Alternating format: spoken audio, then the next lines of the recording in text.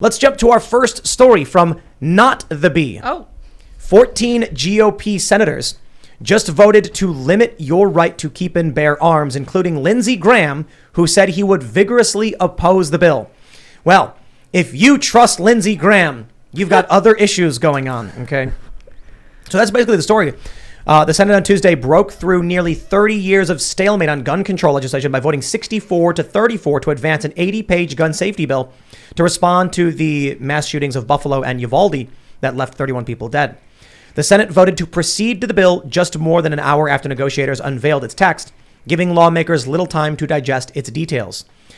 So the bill is actually quite absurd. I was reading that it doesn't mention guns until like page 25.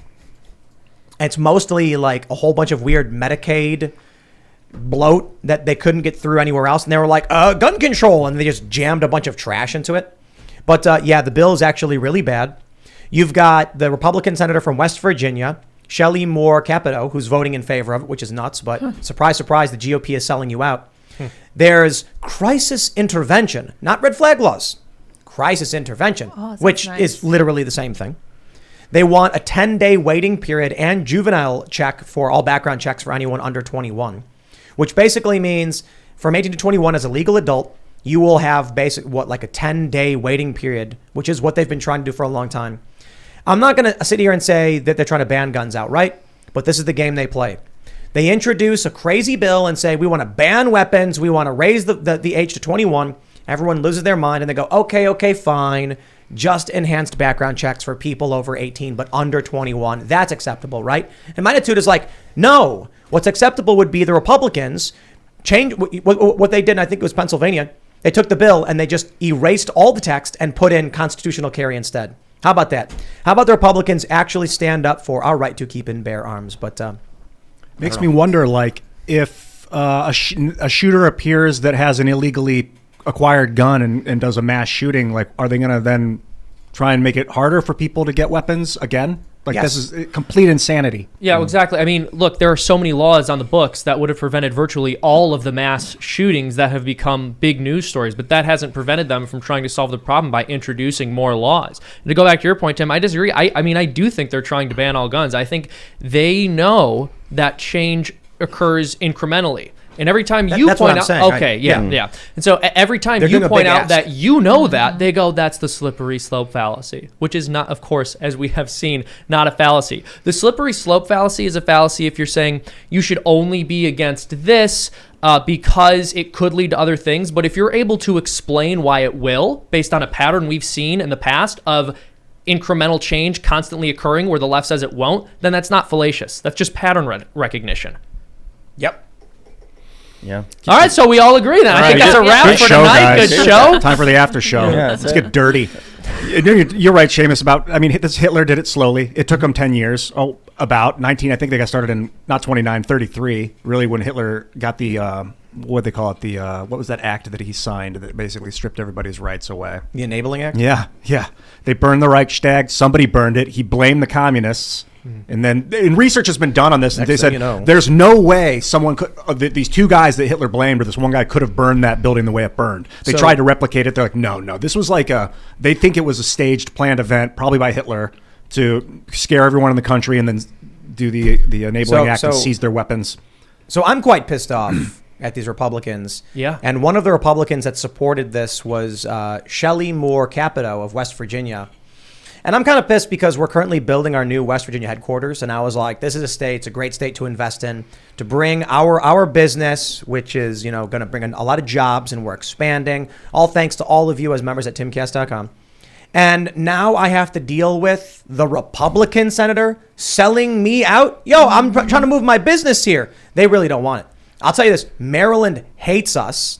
And I don't mean as in like me personally. I mean, Maryland hates business. Mm-hmm. Like they have laws that are just like, we will flog you for being a business. It's so insane to start. Even a charity in Maryland is ridiculous costs. Yeah. Like, get your act together, you guys. Do you not want me to start a business here? They don't. New Jersey was the same way. It's like, I would like to start a business and bring, wealth. And they would be like, we're going to beat you over the head instead. Well, so we leave New Jersey.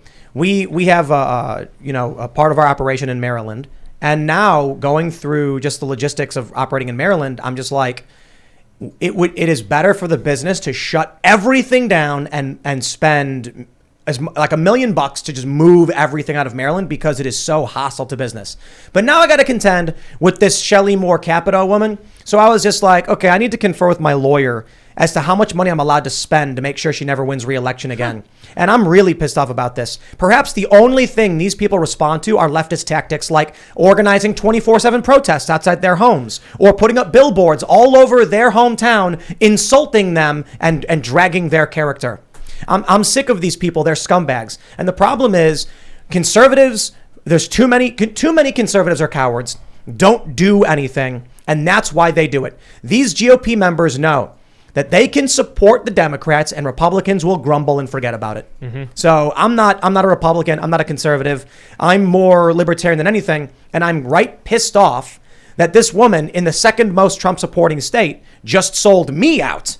How dare you, madam? I am going to put whatever I can to whatever legal extent to make sure you are retired by your reelection. And the problem is she knows it. Her reelection is until 2026. She's old. She's probably like, well, I'll burn down the house because I'm leaving anyway. These people are absolute scumbags. Cornyn as well. Well, we're going to negotiate on, it's not really red flag laws, literally red flag laws. She puts out a statement. She's like, we will never have red flag laws in these states. So you're just enacting a federal legislation to expand red flag laws, but hoping it doesn't come to West Virginia, you absolute scumbag. Well, and also this idea of negotiating, right? I mentioned this on the show the other day. They'll talk about compromise. It's not compromise if you don't get anything out of it. It's not a negotiation if there's no need for you to be having a conversation with the person. We've seen the polling data. We can't predict the future, but it's probably likely that Republicans are going to do pretty well in the midterms. So you'd think they'd be able to look down the line and say, we have a little bit of leverage to not have to cave into the left every single time they demand something of us. But no. They're going to win the midterms. And everyone's going to clap and cheer. Yep. And then they're going to be like, and now what were you trying to pass, Democrats? Let me sign on to that. Exactly. Now that we've won and don't need to argue with you. Why don't you move to Florida? Come to Florida. West Virginia's not all bad just because this senator did one bad thing. Ron DeSantis is pretty great. But the weather, it's more expensive. So West Virginia is still a great place for expanding a business. Land is cheap, much less regulation.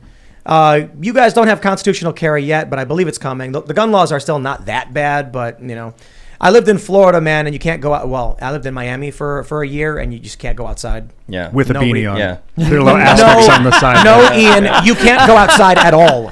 Hey, man, I'm with you. I was in Miami in February. It was like drenched. 99 degrees in February. You can go outside January and February. The windows on every building are drenched. Yeah, our AC overloaded and started getting all this condensation because I had cracked a window and it like flooded the ceiling. They have a statue of the man who invented air conditioning in Miami.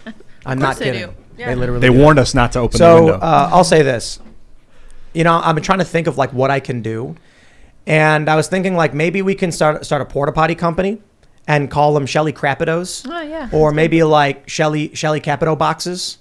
And I wonder if there's like a legal issue of me doing that. I tweeted like, can I open a restaurant in Charleston, West Virginia, which is the biggest city? It's only 50,000 people. And then name the restaurant Shelly Moore Capito is trash. I'm wondering, I'm going to look into how much it'll cost to buy every billboard in that town and putting up. I'm not even talking political ads, just character ads. Like you're a bad person, you're scum, and just leave and just buying them indefinitely. No. And I'm like, it's good marketing because people are going to be like, why are these ads here? Oh yeah, Tim Pool's really pissed off about this. Make sure everybody knows how pissed off I am. Look, I said that I'll put a sticky note on my monitor, and I will say I'll put it this way. We have sponsors who pay good money for us to read out their ads and all that.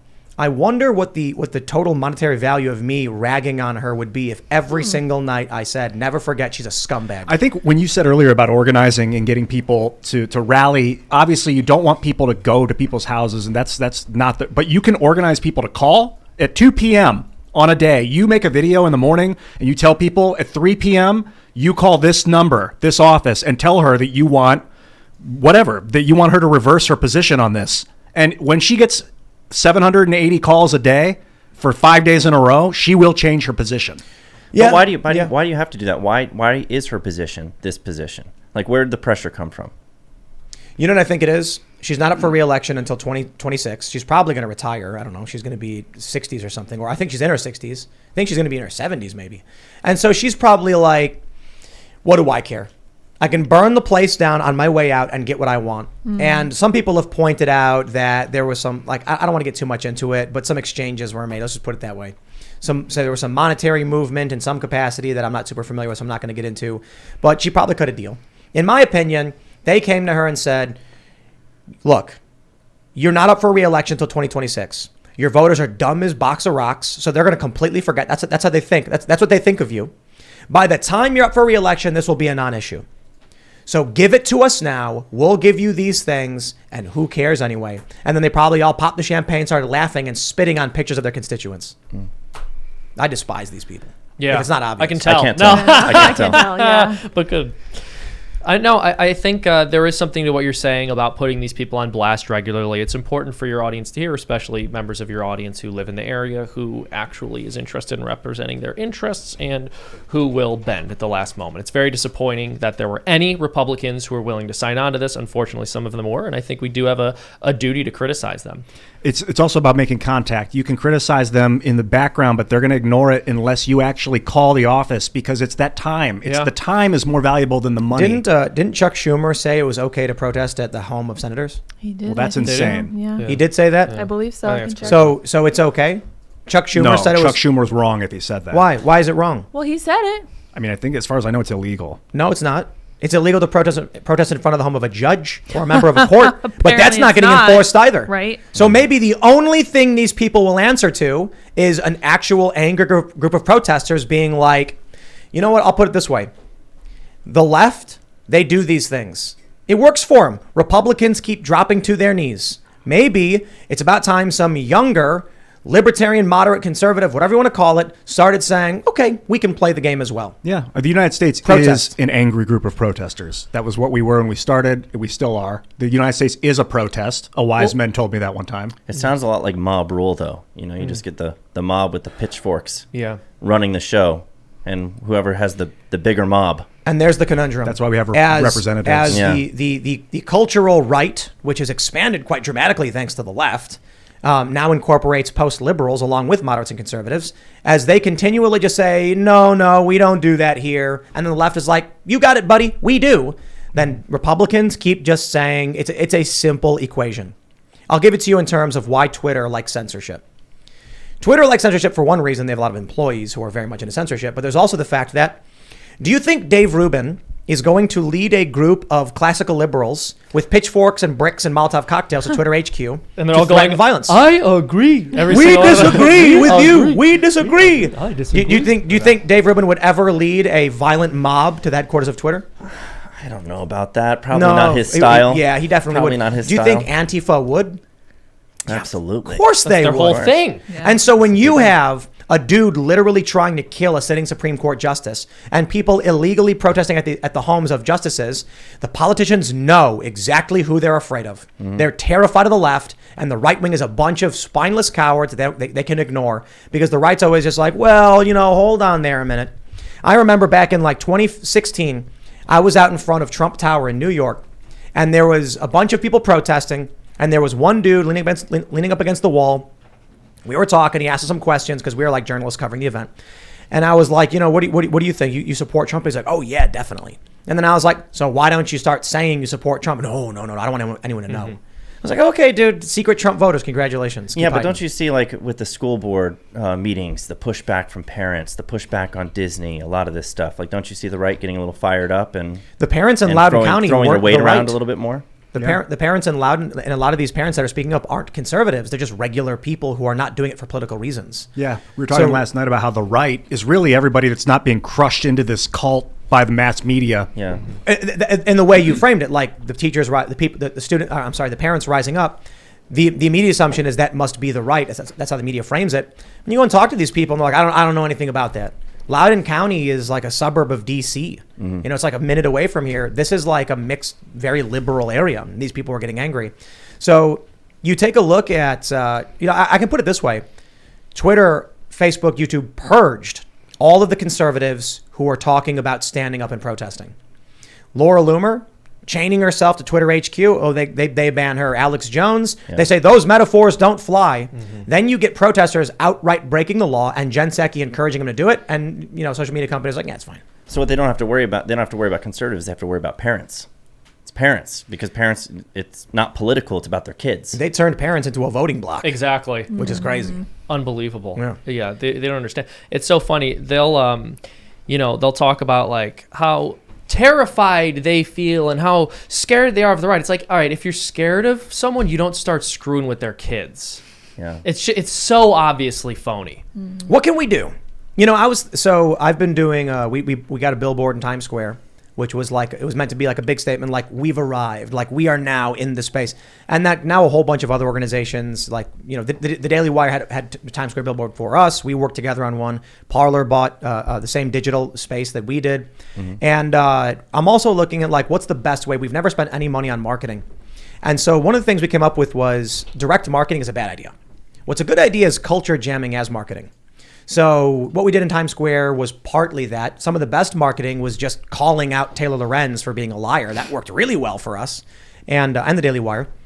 And so I'm wondering, like, how much would it cost to buy every billboard in a town of 50,000? I'd imagine it'd be like 20 grand, for a month, because it's a small, very small city. So, okay, what if we just do that? We just start crowdfunding. We start just taking major cultural actions to make bold statements and just dominate the conversation, set the news cycle.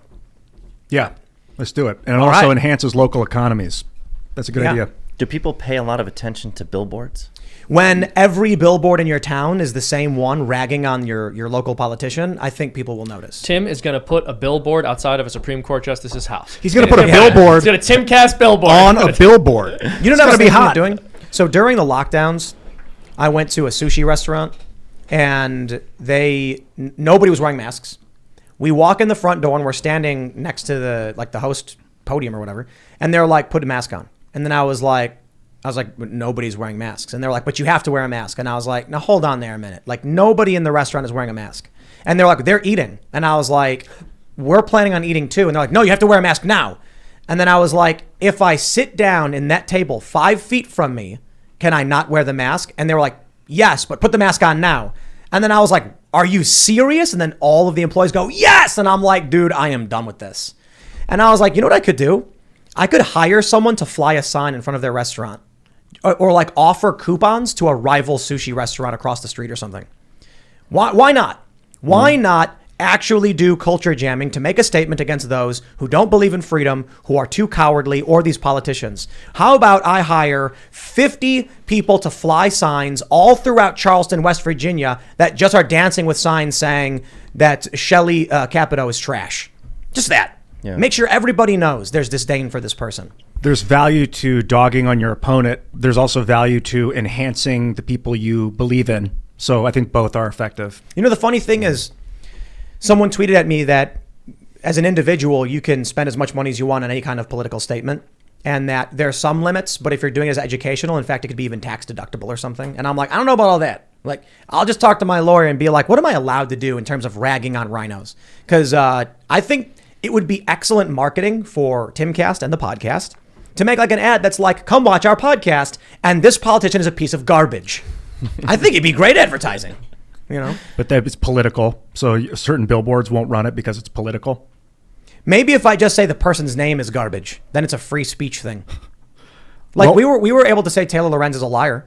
Mm-hmm. Or no, that was true. I think we said Taylor Lorenz doxed libs of TikTok. That's what it was. And the Times Square billboard's like, that's fine. Yeah, as long as we weren't advertising a product, we were just making a statement. Part of it is, I think, a good thing for you personally to do is to stay cool, stay calm, and organized.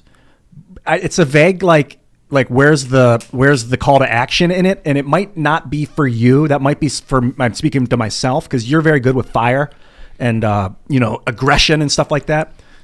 But I think it's the long game. It's going to be a 50-year, 100-year. They need you calm and able to see the big picture. I'm just what I'm really bored with? It's like everything's just so routine and the same thing. Like exactly. The left comes out and there's a double standard. Imagine if we did this. Yeah. And then exactly the same thing over and over again. And I'm like, won't someone please throw a figurative pie? The name calling falls into that though. With it's boring, it's repetitive. You know, everyone's a racist, everyone's a bigot, everyone who disagrees with you is disinformation. You know, hate speech. But that's, it's just so repetitive. It's monotonous. Put a funhouse it mirror. loses its effectiveness when it's applied to everybody that you disagree with. Let's put a funhouse mirror in front of these people's faces. Yeah. I saw a while ago, and this is something we all see frequently, but someone posted an article on Twitter about the racist origins of blank, and they said, look, this is this really interesting article. It's like, how could any article calling something racist be interesting at this point? All right. How could you possibly read that and be like, wow, what an original thought. You've called something you didn't like racist. Seth. Does that still get clicks? Yeah. Seth, good question. It's fascinating. Give me a random noun. A person, place, or thing. A random noun. Random. House. Make it a good... Oh, that one's too obvious. Get a little bit more obscure. Dog. That was my first thought. Okay, I'm going to put it this way. I got a good I'm one. going to search for a noun as racist. Amygdala. Search dog is racist. Okay, Dog fine. is Sure racist. it is. Yeah. Dog is Dogs are racist. Yeah. Why is my dog racist? Can dogs be racist? Can dogs be racist? What to do if your dog seems racist? Can dogs be racist? What? I think a their real dog question, is racist. yeah. My dog is racist. Look up dogs are racist. I'm sure you'll see some article about gentrification. I remember I'm the sure article, I've seen this dude. before. Yeah. I remember the article. What? It's the same thing. Ask Amy. I think their dog is racist. Dude, I looked up amygdala. The effects of skin tone on race-related amygdala activity. Wow. I mean, maybe go. it's like that's Houses are genetic racist. realism or something. Well, this one's easy. Well, of course they are. Yeah. Yep. I mean, that one's obvious. But give me a architecture. good noun, Computer. Seamus. Computer. Oh, come on. Good That one's one. too obvious. No, it's not that obvious. Computers are racist. Sour Patch Kids. When computers are racist, rise of the racist robots, master and slave, the fight over offensive terms, can computers be racist? Come on.